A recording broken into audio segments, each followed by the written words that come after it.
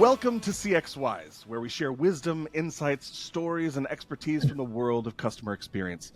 I'm your host, Nathan Bennett, and you're about to hear real-world experiences and practical advice that will elevate your CX game, no matter your title, no matter your industry. So without further ado, let's get wise. My guest today is Bill Price. He is the President of Driva Solutions, a distinguished CX veteran thriving in the industry for over 30 years and serving over 160 companies through his consultancy. Proudly holding degrees from Dartmouth and Stanford, Bill was Amazon's first global vice president of customer service and secured a top spot in the American Customer Satisfaction Index. In the 90s, he formed and led MCI's call center's service and started his career with McKinsey and Company. And not only that, but Bill served as a U.S. Navy lieutenant. He has shaped young minds at Berkeley. His wisdom is encapsulated in not one, not two, but 3 books: The Best Service is No Service, Your Customer Rules, and The Frictionless Organization. Above all, his heart is at home with his wife, Lori, and their lovely golden retrievers, and 2 wonderful adult daughters. Bill, welcome to CXWise. How are you today, sir? Nate, I'm happy to be here with you, and looking forward to sharing stories and tales and seeing how we can move this customer experience along. I love it, and I'm just so thrilled and not a little bit intimidated just to be in the same virtual room with you. So we love having you here, and thanks for your time. Thanks. So let's get down to the nitty-gritty. We like to all be on the same page, so one of the first questions I ask my guests on CXWise is, Bill Price, how do you define customer experience as you see it today? Let me answer that in 2 ways if I can. I think Sure. I'll talk about how to define it and how well it's going. Maybe that's going to anticipate your it. next question. Okay. I So in terms of defining it, I mean, customer experience has to be in the eye of the beholder. So customer experience needs to be framed in what do customers expect from their organization, the organization with which they're working, company, government organization, whatever it might be, and then does that organization meet or surpass those expectations? The expectations today, segueing into the second part of my response, is customer expectations are the stuff needs to work well, that they need to be known, personalized, things need to be anticipated. If there's a problem, those problems should be taken care of beforehand, or at least there should be an alert about those problems so the customer doesn't have to worry about them. So basically, it's a worry-free customer experience, or what we call frictionless in the new book. I think the state of customer experience today is pretty murky. It's a little jagged. There are some organizations that do it well, that understand it and do it well. And there are a lot of organizations that just push stuff out there and don't really pay that much attention to what their customers need or what their responses are. So it's fraught with some real challenges that are really compounding because of again, this customer expectation. They want more, they want it faster, they want it personalized, and they want it to work well. So I'm really curious about your viewpoint of the state of customer service today is a little jagged, a little wonky. How can that, I don't disagree with you, but by and large. There are exceptions, of course, but sure. How is that possible, let's say at an enterprise level? How is it possible that with all the tools that we have that are geared specifically for these experiences that you're talking about frictionless, personalized, anticipating the needs, these tools exist and they're getting better and better and better. So what's the disconnect? Why is it still wonky? You know, I think there's so many reasons for that. I can just maybe tick off 2 or 3 to start and to see how that takes us. One is I think that that priorities are not the same within the organization. I think any of the customer-facing, customer-supporting teams certainly live and breathe this and are working hard to bring in the technologies and the training and the tools to make it happen. But unfortunately, a lot of product teams, a lot of web development teams, even some legal and finance groups have their own objectives of what they're trying to accomplish. For instance, let's get products out fast. Sure. We got to hit quarterly numbers. We got to beat Wall Street's expectations. We have to do something better than our competitor who's out there. So there's a push and a rush to get stuff out. And if that stuff generically speaking, isn't really working well when it's debuting, and when it goes out in the customer's hands, it's just gonna cause a ripple effect. Yeah. And we have a cartoon in one of our books that talks about, hey, sales are going up and revenues are going up. Oh, it looks like problems are going up. Oh, customer service issues are going up. Like, what's wrong with this picture? It's like it all has to be in sync, and a lot of the organizations don't do that. So, when you go into these organizations as a consultant, and you see that their customer experience is frazzled, wonky, disconnected, not everybody's aligned, and I think alignment is key. Where do you start? Can you give us like top 3, top 5 like steps to right the customer experience ship as you go into these organizations? I think one of them, which I've used for many, many years, well before going to MCI and going to Amazon even, and certainly doing the consulting that I've been doing now, is just to get that customer front and center in the room. When you have, if you can have your CX level executives, other senior team members, listen to customer calls, read customer reports or reviews, sit down next to customer service agents and double jack or listen to what those conversations are all about. You can do it through recorded calls or live. And then they sit there afterwards, they go, wow, we didn't know that that's going on. We didn't know that our products were causing those issues, or our new pricing policy was reverberating that negatively, or that our recall program was just blowing up. Why don't they know that? And I'll go back to second answer to your question a few minutes ago, is that they're looking at reports. They're looking at averages. They're looking at high level trends that might be reviewed on a monthly basis. Oh, and then they missed 1 month because they were on holiday. So then they look 2 months later. And so they're not really on the firing line along with and listening to customers and what those customers are saying. Customers, like Art Linkletter used to say many, many years ago in the United States, say the darndest things. And they do say things that are right on their mind. Yep. And maybe exaggerated to a little extent, but it's awfully close to exactly what's happening. And when executives do listen to those calls, and that's the first and second and third steps, is listen to those calls, process what's going on with those calls, forget about the reports for a moment, and then rewrite the reports so they actually encompass what those customers are saying. We have an expression within my LineBridge Global Alliance, my global alliance, called WOCAS, what our customers are saying. Asking the frontline employees what customers are saying, in addition to just listening to it directly.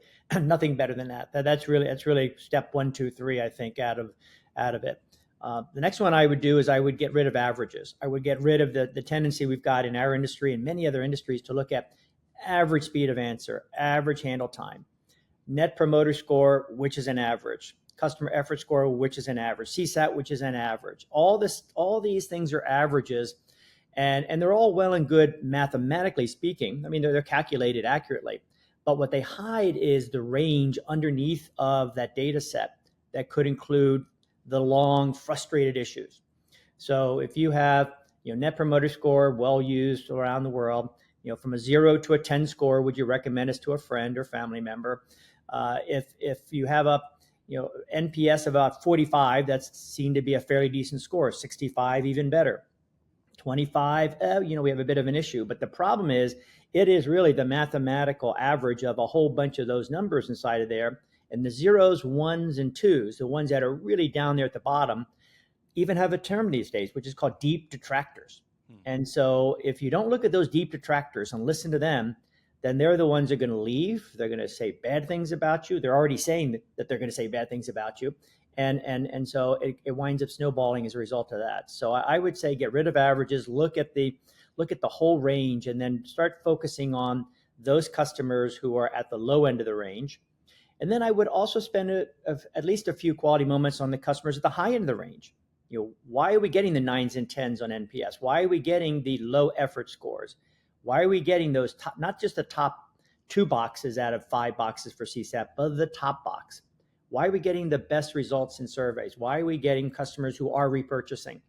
Let's focus on what are we doing right with them, build the new models off of that, and then focus on making sure we do the opposite, almost the opposite for the customers that are on the low end. So that's kind of a way that I would go about it, the way we go about it when we see this in organizations that bring us in, or organizations that just we talk to about this around the world.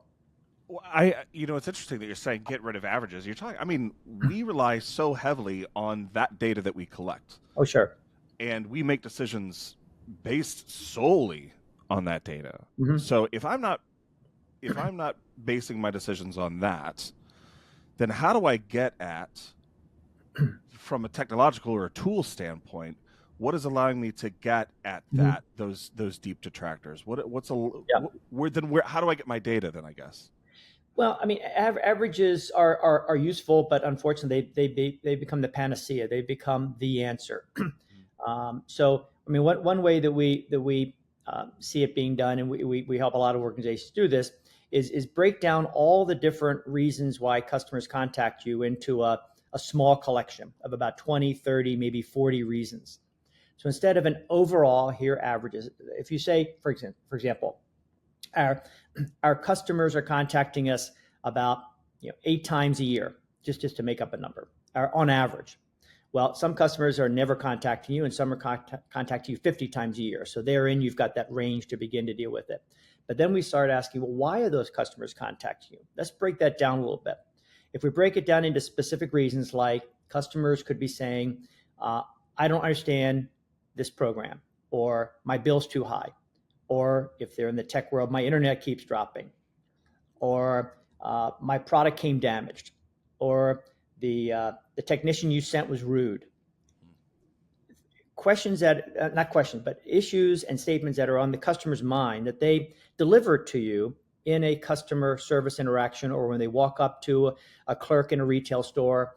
Those first 30 seconds, 40 seconds of conversation, we call them the golden 30 seconds. And they can be broken down through analytics and other ways to figure out why those customers are contacting you.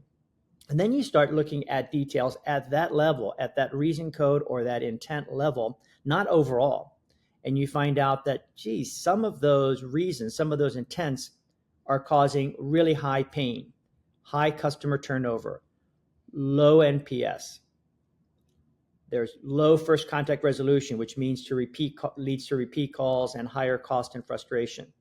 And so breaking down this overall number of contacts, whether they are email, phone, chat, WhatsApp, or whatever, break those down into these discrete little buckets called intents in the customer's language, makes it much, much easier to figure out what's really going on and then coming up with the solutions.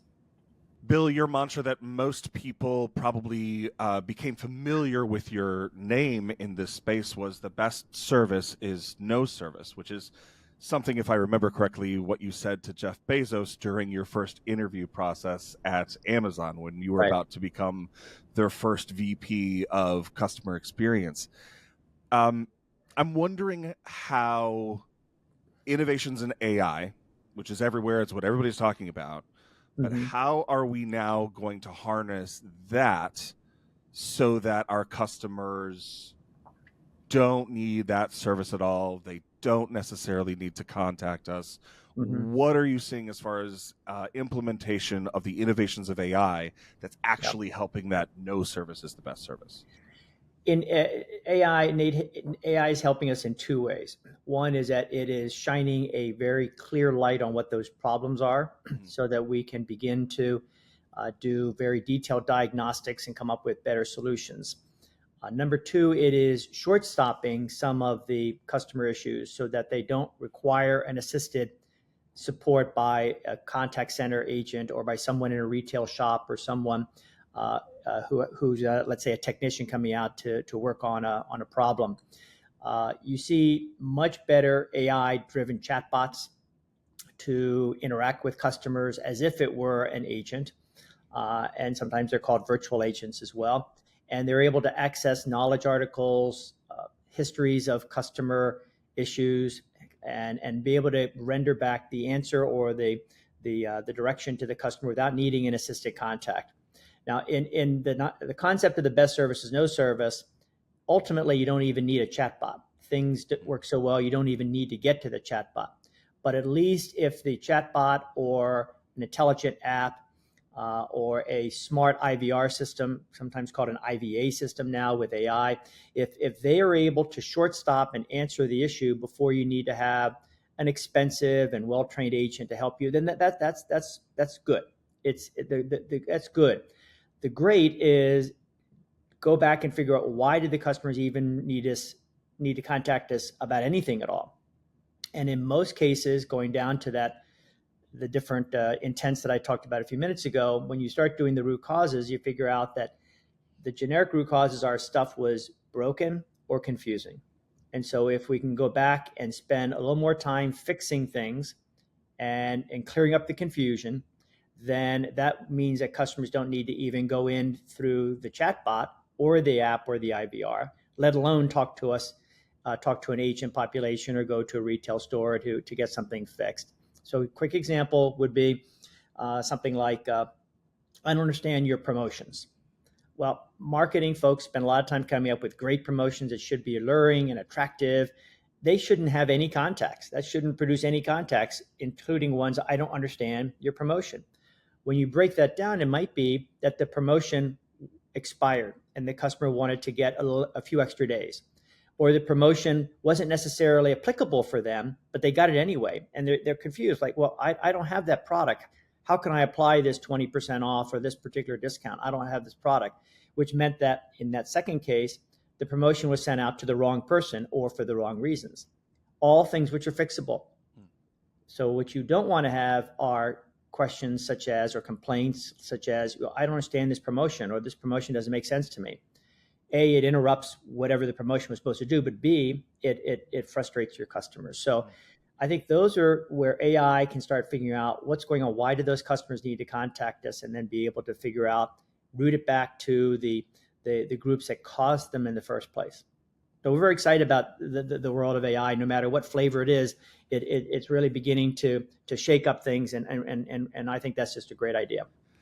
We talk to a lot of CX professionals here on CXWise, and almost all of them have Amazon as, when we ask, like, who's doing it right today, customer experience, who's doing it right, Amazon is always in the conversation. They're usually number one sometimes, but they're always there. And I have to think that that's in large part because of the foundations that you laid all those years ago. And to anyone across the world who who uses Amazon, which is probably everybody, thank you, Bill. I appreciate that. We all do. I wonder how your job would have been different if you were coming in with all of this power that we have today of AI. Can you think back to like 1999 Bill Price and like how coming into that role would have been different should AI exist as it does today, or if it had existed? I will get to that very quickly, but I do want to go back and just mention, and this is awfully important. I didn't arrive on day one at Amazon. Day one's a very important term within Amazon. I didn't arrive on day one. I came in after the IPO. I came in early 1999. The company was a couple of years old, and I inherited a terrific team of customer experience folks who were already well-trained, incredibly passionate about what to do with the customer. And Jeff had set in place from the very beginning. Jeff Bezos set in place from the very beginning. You can read it in his 1997 letter to shareholders. A deep passion for customer experience and for customer focus, customer obsession, he called it. And so I inherited an expression called customer ecstasy. CX was abbreviated as customer ecstasy, not just customer satisfaction. So I inherited a lot of great stuff. What I did put in place with that great team was the ability to scale and to do Amazon at scale. When I first went there, we had 2 warehouses in the United States. I think there must be 400 or 500. I don't even know the number. It's a huge number. Yeah. You know, we just started operations in Germany and in the UK, and now it's clearly a global entity. So scale was important, and to do great customer experience at scale was challenging, and that's what I think would be my legacy with a great team and with the process, with the passion that I inherited from the earlier days of Amazon. But in terms of 1999, I mean, it's interesting because Amazon was using some early forms of this when I was there. So, for example, during the first holiday season, the first Christmas holiday season, we were jammed up with some backlog in customer service for a bunch of reasons. One of which was because the World Trade Organization, WTO, met in Seattle. There was a riot that ensued. We had 2 call centers in the United States, both inside of the no protest zone in downtown Seattle. We weren't supposed to have any employees working for those 3 days when the riots were occurring. It happened to be December 2, 3, 4. So between Thanksgiving and Christmas. And so we had to work. I mean, it was a hot time, and the company, the sales were growing. Everything was going great from the revenue point of view, and we were having some trouble catching up. And so what happened was the IT folks at Amazon used this brand new tool called text analytics way back in early 99 to figure out, let's extract from every email message that was in the queue, that was in the backlog, all the email messages that included the words Christmas, ruined, and Santa Claus. Oh my God. Okay. And all those email messages were then extracted from the general queue, teed up for my tier 3 agents, the most experienced agents that we had.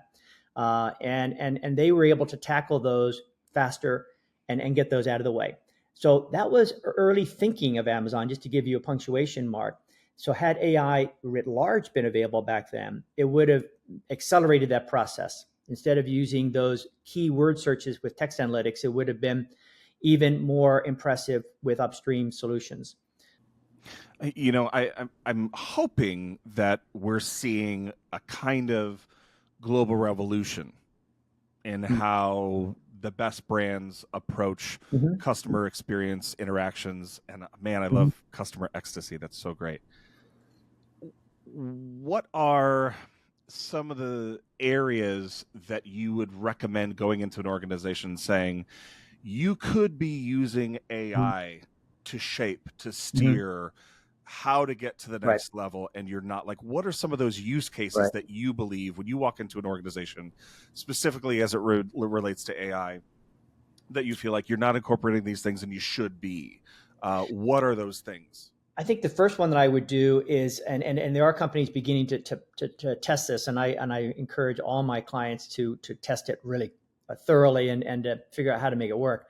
It goes by different names, but I'll just nickname it Agent Assist. And so this is the situation in the contact center or in a retail shop, anywhere you've got an immediate customer interaction, again, phone, email, WhatsApp, chat, whatever it might be. When that happens, and you watch it when it happens, it's really difficult for the customer service agent or the retail clerk to begin to parse through a whole bunch of different knowledge articles, customer history, try to come up with the right answer, the right solution, the right resolution. It takes time. You even hear sometimes when you're a customer, an agent say, well, can I put you on hold for a few moments? I just want to check the history here. Yeah. Valid question. I always say, sure, go ahead and do that. But this Agent Assist technology, which is AI enabled, does the following. It listens to the conversation in real time. It knows the customer because the customer's already been authenticated and ID'd. It understands what that issue is from the customer. It actually is able to gauge this customer sentiment real time. The tone of voice. The customer could be saying, this really frustrates me. Or the customer could be saying, this really frustrates me, just emphasizing with the intonation that these tools pick up real time. And then it digs into the knowledge article and to the customer history for the agent, and then suggests to the agent, here's what you ought to say, or here's the article you should be citing. Here's the solution or resolution you should be offering. Here's the refund you should be offering. All those are rendered up immediately, real time, by listening to the conversation real time. It's pretty magical in concept, and it works really, really well because then the agent has the option to select it or not. If the agent does not select it, in the parlance, the machine learns and does not render that again and comes up with something else. But if the agent does accept it, then there is an implicit check mark. Okay, that seemed to be something the agent liked, and we'll continue to offer that. The results are pretty powerful. A reduction in handle time, on average, by maybe 15, 20%. Wow. An increase in customer satisfaction, a big increase in first contact resolution. All the things you want to move in the right direction with this type of technology. And you can't just snap your fingers and put it in place. You have to train it and tune it like any other AI tool. But that Agent Assist inside the operations is able to make that job a little bit easier for the agent, maybe even a lot easier. It makes it easier for the customer. And you're able to even do things if you want, and we would encourage this, if you free up, let's say, 35 or 45 seconds per call, which is a nice savings, maybe spend a little bit of that time educating the customer. That's really interesting that your recommendation is Agent Assist, because I think that's where I'm at as a customer. Mhm. I usually want to Sure. talk to a person and I want them to be, I want their Agent Assist to be like Tony Stark's Iron Man suit, Yeah, that's to right. make them powerful, Right. to Right. make them be able Right. to, Right. defeat the Right. Thanos that I am currently dealing with. I remember we had a discussion with Howard Tiersky in one of the first episodes of CXYs that we did, Mm-hmm. and he was talking about like the expectation when he buys his airline ticket, because he travels so much Mm-hmm. across the globe, but definitely back and forth from coast to coast. It depends on what time he's flying, whether he wants an aisle seat Mm-hmm. or a window seat, because Mm-hmm. it depends on the certain time. If he's going to fall asleep, if it's like a red eye or something like that, he wants a window seat so he can lean Mm-hmm. his head on. But if he's going to be awake and working, he wants a little bit extra leg room, so he's going to pick the aisle. Mm-hmm. His contention is AI should know already what his preferences Right. are. Right. And Right. I totally agree with that. And I think if we're not there yet, we're getting there. And once we continue to raise the bar, and I think AI can or should be powering those sorts of interactions. I'm not, let me, I totally agree with him Yeah. and with your point about this one. Our second book that came out in 2015 has as its foundational objective customers being able to say to you, you know me, you remember me. You remember me across time. You remember me across interactions. You remember when I requested something special when I checked into your hotel, and you offered it the next time I came into the hotel. And that know me, remember me is now much easier to do because of technology. So to give you a quick example, if Nate calls into a contact center with an issue, I know you want to talk to an agent, but you get hit first by an IVR. If the IVR said, "Oh, Nate," if the IVR said, or the chatbot said, "Nate, now that we've authenticated you, you might be calling about your last transaction with us to make sure that we were able to get that return processed in time." The answer is yes, it's processed, and the $33.44 is going to go to your Amex card with a tail, blah, blah, whatever. If that's all you need, you can hang up now or say yes. If you need something else, just say agent.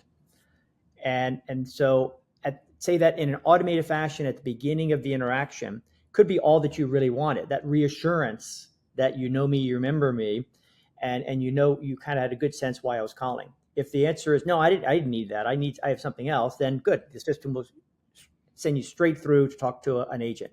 No extra, press this, say this, or try this out. Actually, that offered solution was not acceptable to you, was not what you really wanted. And maybe it was okay, but what you really wanted was talk about something else, and the system then should send you straight down to talk to an agent.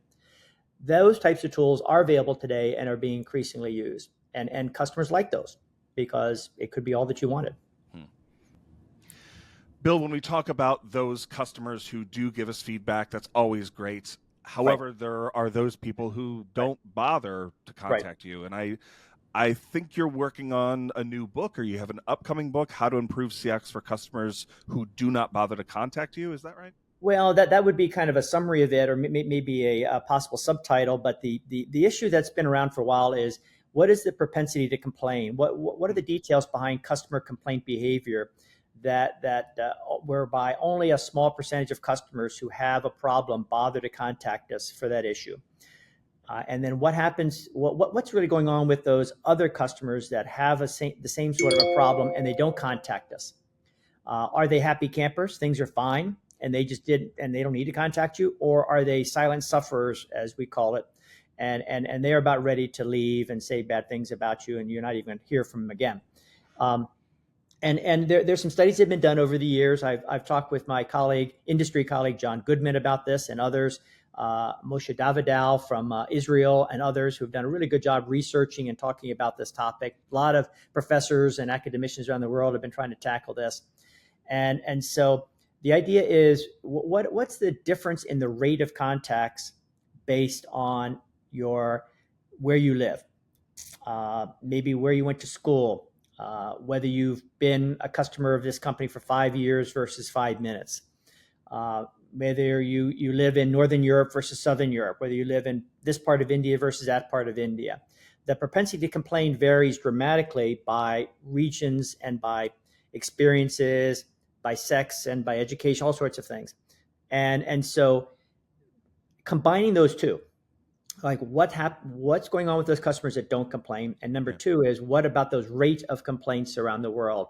I think that's going to help unlock a lot of the problems that we're seeing where, again, averages are used way too often.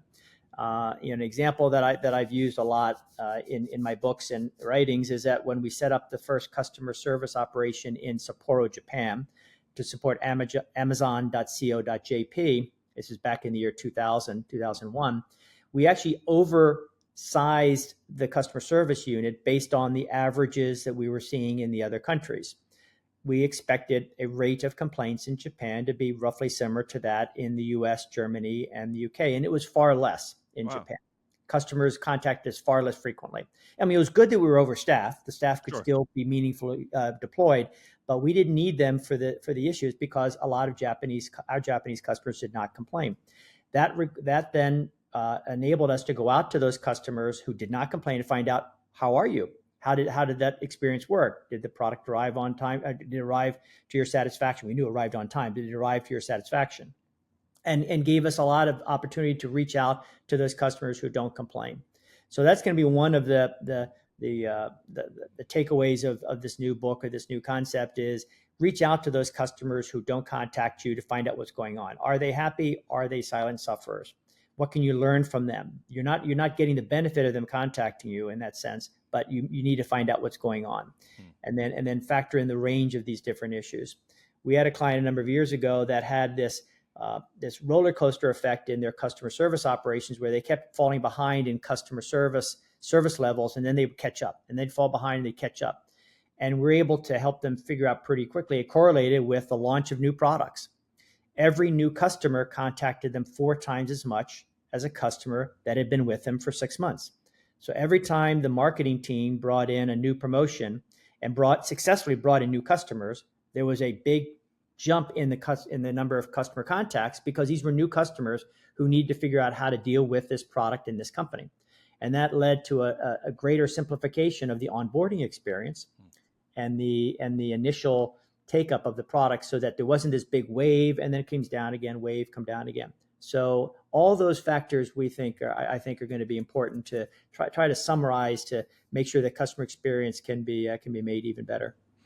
So, okay, last question. I'm going to kind of turn it around on you. I would love to know, first of all, one of the worst customer experiences you've ever had, and then tell me one of the best customer experiences you've ever had. We'll keep all brand names out of it. There you go. It could have been when you were, a young man going to your local coffee shop. It could be something recently where Acme Security told you your house was burning down. Right. What do you got? What do you got? Let's get loud. All right, let me. I'll talk about some fairly recent experiences, because those seem to come to mind whenever I ask this question as well. A commercial bank that I work with was so I got hacked by someone hacked one of my credit cards. Actually, they hacked 2 of my credit cards. Oh my God! By 2 different banks, same day. And fortunately, I have 3 credit cards. A lot of us don't even have 2, but I have 3 credit cards. I was actually able to use a credit card for a little while. So I called both banks, and I have replacements have come. But when I called the first bank and was reporting the fraud to them, they already suspected some fraud. So they were trying to reach out to me. I must have been transferred 5 times with that bank, with one of the 2 banks, having to repeat myself every time. Oh, no. And I know it's a fraud issue, and you got to be really super careful about fraud. But instead of like asking me keywords or just confirming parts of it, re-authenticating part of who I was, I had to start all over again every time. And I even paused at one time and said, "Are there any notes that you have from my previous 3 conversations with your 3 colleagues?" And she was very honest. She said, "Let me check." No, there are no notes at all. Not even any notes were included.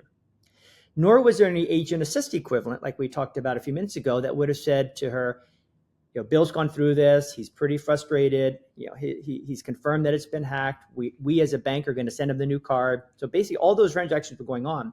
I need to confirm a few other things. Not a good experience at all. So that's one that has all sorts of different breakdowns going on. And dizzying too, because it's like this is a commercial bank. Probably have some funds that they could Sure. purchase modern day tools You to so. heighten their experience. Well, and they may have them. Maybe they don't turn them on in the fraud department because they want to make it hyper personal. I don't know, but at any rate, that was a bad experience. I think good experiences I've got and I will name this call. I've got a Tesla, and Tesla has a very good capability to keep me posted on what's going on with this. I had a very low battery situation on one of my Teslas parked in my garage. I was on vacation with my wife, and I got a text message from Tesla saying, "We want to let you know that your battery charge is under 5%." I'm sitting on vacation outside the United States, and it's reading my battery charge real time and saying it's under 5%.